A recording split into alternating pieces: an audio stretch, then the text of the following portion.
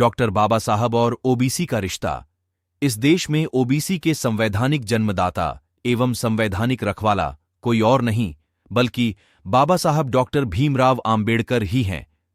बाबा साहब ने ही संविधान के अनुच्छेद 340 धारा में ओबीसी की पहचान, उनकी गिनती कर उनको उनकी संख्या के अनुपात में जातिगत आरक्षण का प्रावधान किया था, क्योंकि उस समय तक ओबीसी की जातियों की सूची ही नहीं बनी थी।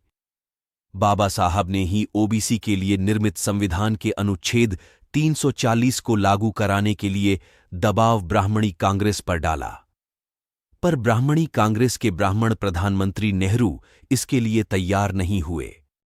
इसीलिए बाबा साहब ने अपने कैबिनेट मंत्री पद और ब्राह्मणी कांग्रेस दोनों से इस्तीफा दे डाला। ओबीसी के लिए कैबिनेट के मंत्री पद को लात मारने वाले भारत के एकमात्र नेता बाबा साहब डॉक्टर आंबेडकर ही हैं, पर यह बात आज तक ओबीसी से ब्राह्मणों ने छुपाई। बाबा साहेब के दबाव एवं संवैधानिक बाध्यता के कारण ही बाद में ब्राह्मण नेहरू ने ब्राह्मण जाति के काका कालेलकर आयोग का गठन ओबीसी की जातियों की पहचान के लिए बनाया गया। संविधान के अनुच्छेद 340 के अनुसार राष्ट्रपति एक कमीशन नियुक्त करेंगे और कमीशन ओबीसी जातियों की पहचान करके उनके विकास के लिए जो भी सिफारिशें करेगा उनको अमल में लाया जाएगा। संविधान के अनुच्छेद 15(4)(16)(4) के अनुसार ओबीसी जातियों के सरकारी तंत्र में पर्याप्त प्रतिनिधित्व के लिए भारत सरकार उचित कदम उठाएगी। शासन और प्रशासन में प्रभुत्व जमाए बैठे ब्राह्मणी जातिवादियों ने ओबीसी के लिए नियुक्त काका कालेलकर कमीशन की रिपोर्ट को संसद के समक्ष भी नहीं रखा और कालेलकर कमीशन की रिपोर्ट को कभी भी मान्यता नहीं दी और उसे लागू नहीं किया गया।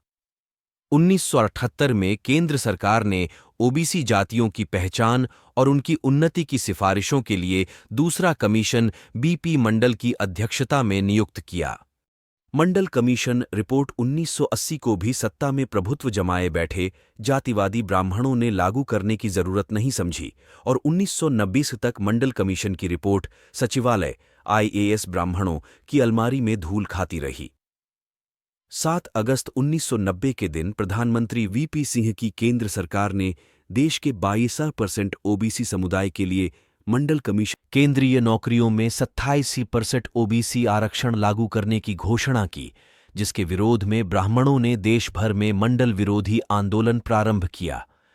इस प्रकार एक सुनियोजित षड्यंत्र के तहत बाबा साहेब डॉक्टर आंबेडकर पिछड़े वर्गों का विरोधी बताया जाता है ताकि सदियों से शोषित संपूर्ण शूद्र समाज ओबीसी एससी एसटी को आपस में लड़ाकर मलाई काटी जा सके और उत्तर प्रदेश में यह काम इन्होंने बखूबी अंजाम दिया है। अब समय आ गया है कि इनके षड्यंत्र को समझते हुए आपस में एकता बनाएं और संपूर्ण एससी एसटी ओबीसी मूल निवासी बहुजन समाज को मजबूत करें।